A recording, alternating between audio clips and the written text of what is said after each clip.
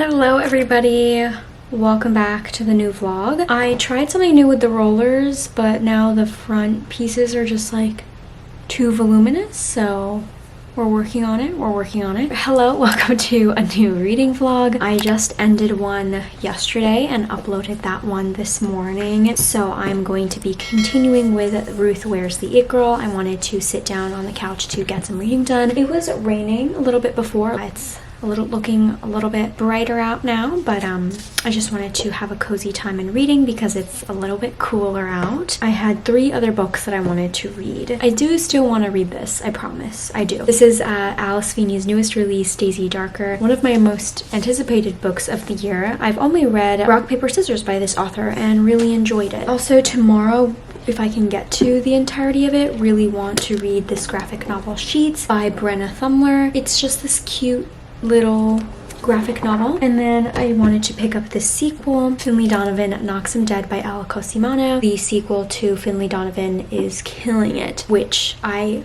really thoroughly loved. Like, that book definitely lived up to the hype, and I can't wait to get to this one. I feel like, knowing myself, because it's a sequel and I'm really excited for it, I'm gonna end up picking this before I pick up Daisy Darker. That is just the reality of it.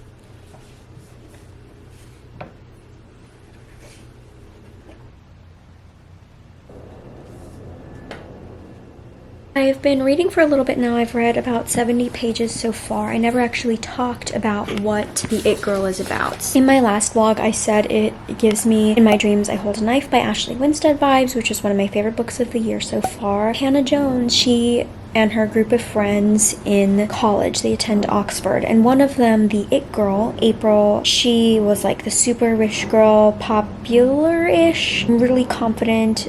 She was murdered. One of the porters at Oxford was arrested for it, and he ends up having a heart attack in jail and dying. Hannah is feeling really nervous about that because a journalist ends up coming around investigating April's death again. After John Neville's death, the convicted murderer, the journalist thinks that he might have been innocent and that somebody else has been responsible, that he was wrongfully convicted. Because her testimony ended up convicting John Neville, she is having a lot of doubts and is really stressed, which isn't great for her because she's pregnant. Her and her college friends are going to reconnect and I guess figure out what happened. I think I know who did it. I don't want to spoil anything in case that I'm right. I have 2 suspects, one more than the other. I feel like if it is this person, the first suspect, it's really obvious and makes for a really not great novel. This is giving flashbacks between the before and the after. The before is obviously showing the dynamics between all of the friends, what kind of person April was. She's kind of shitty, but she like takes care of Hannah and she likes Hannah, who is this shy, timid, really smart girl. April is the belle of the ball who plucks Hannah out of the crowd and is friends with her. She's also dating, or now is married to, Will, who is April's ex, which is also kind of complicated. There's not a lot about Will to know, except that he's got this hidden darkness about him, which scares me. Give me lemon drizzles, mate.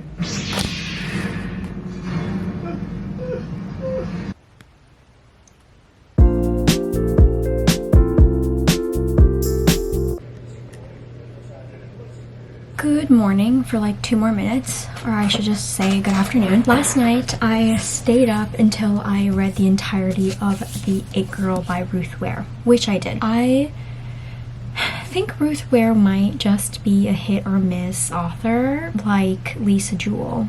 I don't know what it is about these British mystery thriller authors. This book could have been a lot shorter. I will say that I'm really glad that it wasn't the obvious suspect that I thought it would be, but I was like still kind of disappointed by who it was and the reveal and how the book kind of wrapped up. It made sense to me, but I felt like part of that was just super long. By the end, it stopped showing the dynamics of the friend group, so it stopped showing the before because they were all kind of figuring out what was happening in the after, but it just wasn't doing enough for me. So I think that this book is a 3.5 star. I never really can tune into the live shows, so hopefully I can for this one, or at least catch up later, because I'm interested to see their thoughts on this, or at least Lala and Gabby's rating for this. Because it's such a similar premise to In My Dreams I Hold a Knife, I kind of I wasn't necessarily comparing it, but it's kind of hard not to. Once I was done reading it, I definitely was doing a lot more comparing, and I just feel like In My Dreams I Hold a Knife was a lot more impactful. It was a lot more exciting, and it packed a lot more of a punch. I started off my morning writing a letter responding to my friend. We are not very good texters. We're not the best at letter responding. Things get busy, but it is something that Samantha and I enjoy doing. So I will be posting that letter today, finally. Next, I really want to be able to read the entirety of Sheets before I head off to work. Marjorie Glatt is a 13-year-old responsible for running her family's laundromat while also trying to deal with middle school. So she's dealing with persnickety customers, snippy classmates, agonizing swim lessons, and laundry. Always laundry. Wendell is a ghost. His daily struggles include dead youth support groups and unavoidable stains. But he escapes from the land of ghosts to Marjorie's laundromat and uses that as his playground. But his innocent attempts at fun and friendship are starting to harm the family business. I forgot how I came across this, but it sounds really cute. For yesterday, it's not an exact one, but I read 300 something pages for this.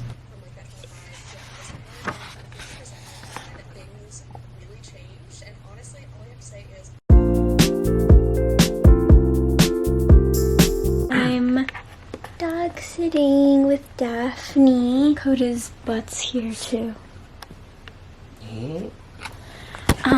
I wanted to do a unboxing. I think I know what it is. You know my channel. You know I am a fan of true crime. One of my favorite podcasts is, ew, not the feet, My Favorite Murder. They were having an end of summer sale, so I took the opportunity to finally get something that I had my eye on for a few years. So they threw in a free pair of socks that actually goes with the sweatsuit that I got. It's so soft, actually. It is the My Favorite Murder set. It's so soft. Wait, what the heck?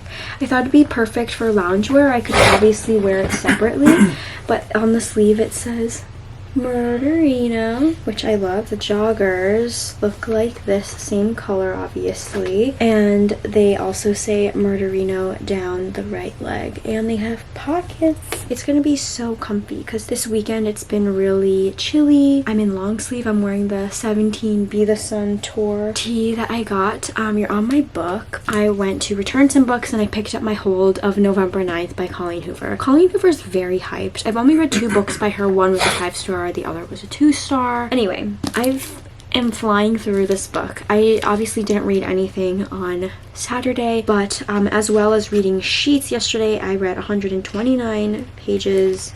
Well, actually, I read like a chapter on Saturday, but I'm really liking this. What can I say? Her ex might still have a thing for Finlay. I think her oldest child, Delia, is so sassy and hilarious. I don't want to give anything away because it's a sequel, but I'm really liking this. I really like Elle Cosimano's writing style. I am about to leave soon. I'm hoping that I can finish my book today because I only have 130 pages left. I got a package. Somehow my scissors disappeared, and my bangs. Ooh, I just let them down. It's from Bonfire, so I assume it is the Literally Dead merch. There we go. I didn't get any kind of shipping notice, so I was so glad that it came today. I remembered that it was supposed to start shipping from like the 20th of September because I was watching Gabby's vlog and she was wearing the navy one. I don't have anything in this color. A lot of people from my camp would buy the sweatshirt in this color, so I didn't want to get it, especially because my sister also had it. Yay! Oh my gosh, and it's perfect for the fall. I felt like it was a crew neck, but you know what? I'm not mad at it with a hoodie. It's already so soft inside. I feel like I can't give any updates on the book. I read 80 pages yesterday. It's getting really good. I have no idea where it's going to end, if she's going to find out the new plot of who's trying to do this new murder plot, because she's not playing the role of the assassin now. She's kind of playing the role of vigilante-ish. It's still a really fun time.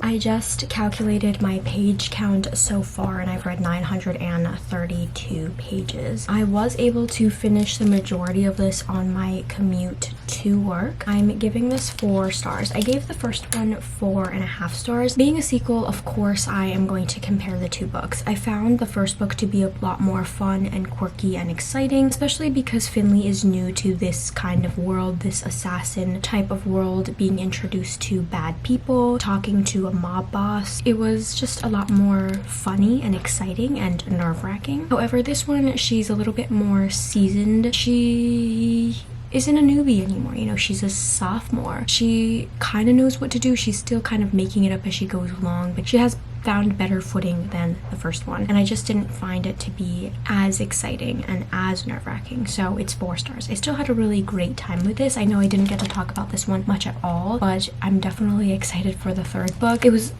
left off on a cliffhanger. You'll see a lot of the same characters in this one. I think the end of figuring out who Fed Up was kind of surprising and also funny, but not necessarily like a huge wow amazing reveal. So this is 4 stars, and now I finally will be able to get to Daisy Darker by Alice Feeney, which I have been wanting to for the last 2 vlogs. Hopefully I can finish it by tomorrow, because tomorrow's gonna be the last day for the vlog. Getting into the plot of this book. Daisy Darker's family is coming together for Nana's 80th birthday on this tiny island in her crumbling gothic home. So they're all finally together again for one last time, except that when the tide comes in, it cuts off the power, and now they're cut off from the rest of the world for 8 hours. Everyone coming is harboring their own secrets, and at midnight, as the storm is raging, Nana is found dead. An hour later, someone else is found dead. So the book starts, but then it has a note from the author's agent. I don't know if this is part of the story or what, but I am confused. I'm gonna assume it's part of the story.